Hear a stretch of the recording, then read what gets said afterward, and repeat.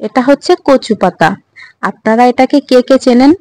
কচু পাতার উপরে পানি দিলে কিন্তু কখনো সেটা জমে থাকে না, যখন তখন পড়েই যায়।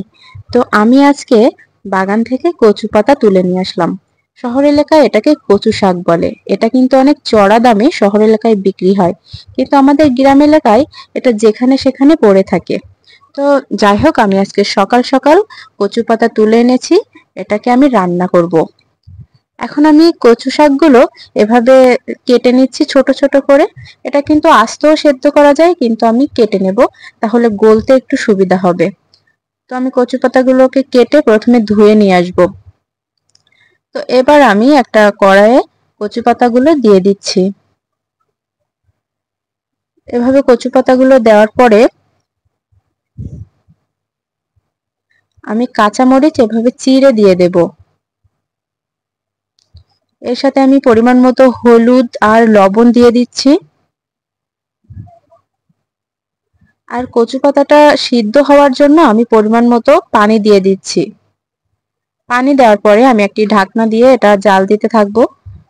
ঢাকনা দিয়ে জাল দিলে কচু পাতাটা খুব তাড়াতাড়ি সিদ্ধ হয়ে যাবে।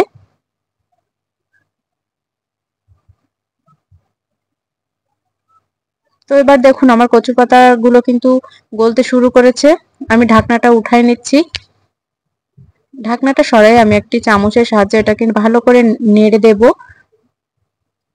এভাবে নাড়তে নাড়তে কিন্তু একসময় কচু পাতাগুলো একদম ঘুটে যাবে। আর আর এটা যে কচু শাক সেটা কিন্তু চিনতে পারবেন না, মনে হবে একটা শাক রান্না করছি। তো দেখুন এভাবে আমি একটা খুন্তি দিয়ে এটাকে ঘেটে নিব। আর যেহেতু অনেক পানি রয়েছে, তো আমি জাল দিতে দিতে পানিগুলো একটু মেরে নেব।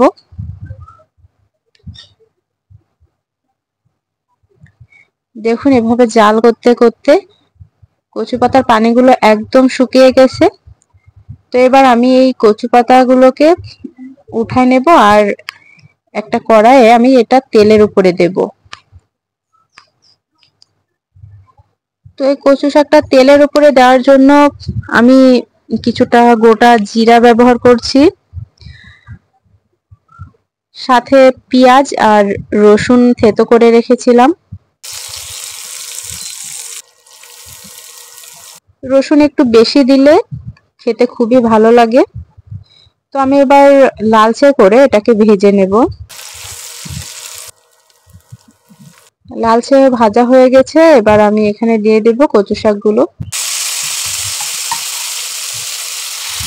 তো দেখেছেন আমি কতগুলো কচু শাক নিয়েছি, একটা কমে একদম অল্প হয়ে এসেছে। এরকম কচু শাকের সাথে কিন্তু একটু ঝাল ভাজা হলে মন্দ লাগে না। আমার কচু শাক রান্নাটা হয়ে এসেছে। ধন্যবাদ সবাইকে ভিডিওটা দেখার জন্য। ভিডিওটা ভালো লাগলে চ্যানেলটি সাবস্ক্রাইব করতে ভুলবেন না।